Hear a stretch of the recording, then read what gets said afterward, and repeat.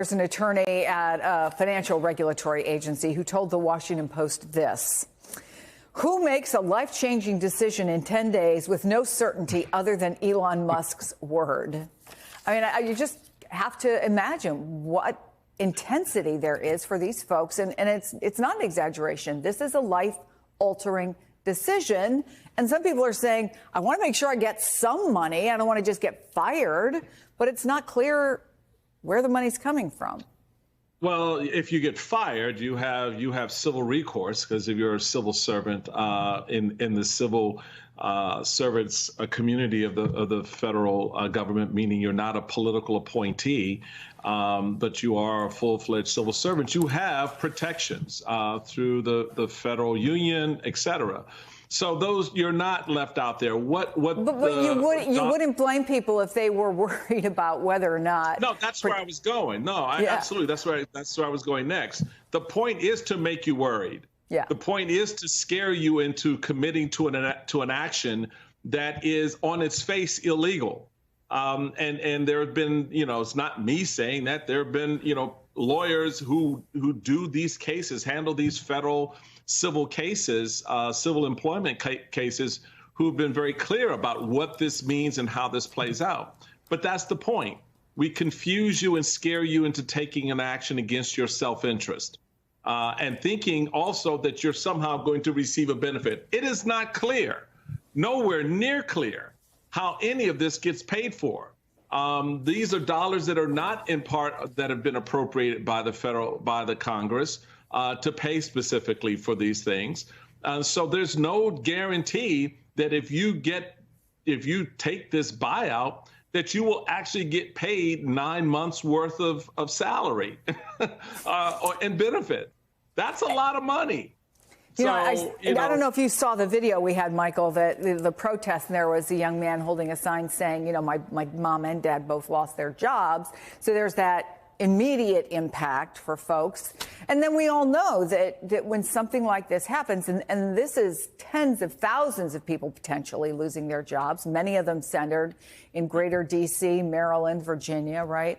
How vast would the disruption be? Obviously to their lives, their families' lives, but the entire economy of the area, housing, small businesses. I mean, the tentacles are broad. It is a massive impact for states like Maryland, Virginia, D.C., certainly regional, federal offices that employ a significant number of federal employees in states around the country absolutely will have a financial impact because unless you're getting a check from the federal government on Friday, if you accept the buyout by the deadline on Thursday, that will allow you to then go ahead and at least for the next 9 months have the security of having that money in advance. You're going to be wishing and hoping and praying at some point in this process you're going to get paid. How do you cover your mortgage? How do you cover your kitchen table expenses? How do you cover your household expenses? How do you pay for your kids' education? All of those pieces still matter and going to be important concerns. Donald Trump isn't addressing that.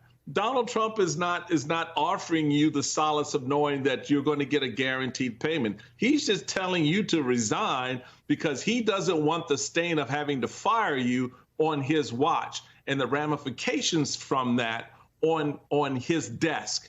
So that's the reality of this. You're just a pawn in a grotesque political move by a man who told us he was going to be a dictator on day one. We're now into day what?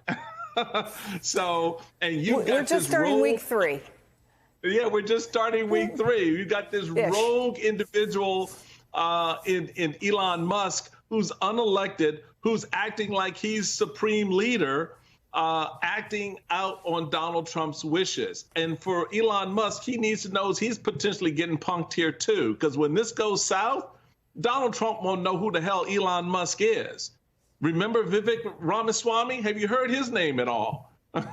So look, the reality of this is real for everyday Americans who bought into this idea that this, streamlining and downsizing of the government is going to be a good thing.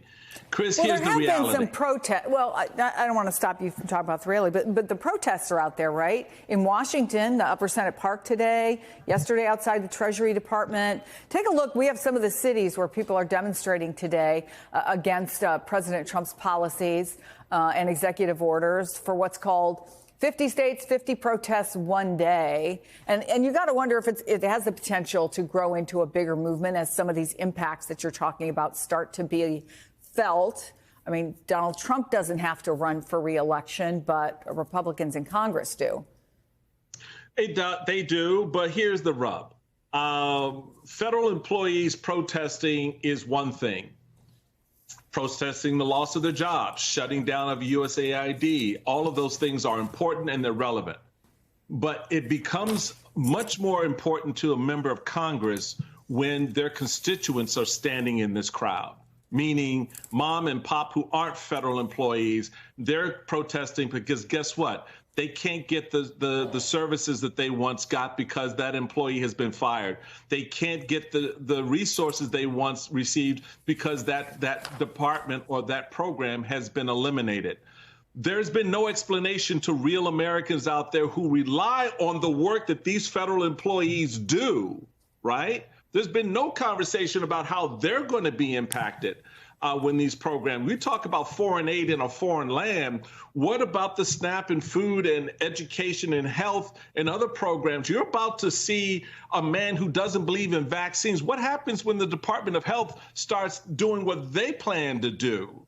Right? I'm going to interrupt you for just a second, Michael, because we have some breaking news. It comes to us via our Dan DeLuce. Dan's with us now. The CIA, Dan, has sent a list of recently hired employees in an unclassified email to the White House? Yes, that is exactly what's happened. As extraordinary as that may sound, the CIA, like all federal agencies, was under pressure to meet a deadline set by this executive order that the president issued about shrinking the federal workforce. And they had to send a list of recently hired employees, and they had no way to send it in a classified manner to the Office of Personnel Management. At least that's what we're told. That's the justification. So they sent an email, unclassified email, with a list of these newly hired employees, and they listed their first names and an initial of their last names. And talking to former intelligence officials and security experts, this is a highly risky move, as you can imagine. This is really an invitation, possibly, to adversaries to try to get a hold of that list, check it back with other information, and then there would be identifying employees of the Central Intelligence Agency. So this is potentially a counterintelligence disaster, according to a lot of experts and former officials. And this is all part of this kind of chaos we've been seeing in this hectic few days, past 2 weeks, with these executive orders, and a tremendous pressure now on all the federal agencies to comply with these orders. And the CIA seems to have gotten caught on an axle here. We'll see if there's more explanation, but that's what we're hearing. Michael, let me make a couple of points about this. Number one, yes, first names and last initial, but I want to quote a former senior intelligence official who said, any foreign intelligence service worth its weight could apply research and analytic tools to marry up these names and initials with other public records to identify and target many of them. And worth noting that in recent years, the CIA has been pushing to recruit employees who have Chinese language skills. What do you make of these names going out in an unclassified email? Consider it already in the hands of our enemies. You have to look at it from that perspective, given the reporting as we just heard it. This is chaos. This is unmanaged, right? It's deliberate. They think that this is cute, that we are, uprooting the deep state. Donald Trump and his ilk are the deep state. That has been the sorry sucker play this entire time. You know, it's the whole bait and switch. They are the very thing they're trying to scare us of and make us afraid of. And they're executing in that manner. So consider this. This is just the tip, Chris. Guess what you're going to be reporting tomorrow, next week? It's going to be more fantastical than what you just reported. It's going to be the most outrageously brain dumb crap you've ever seen.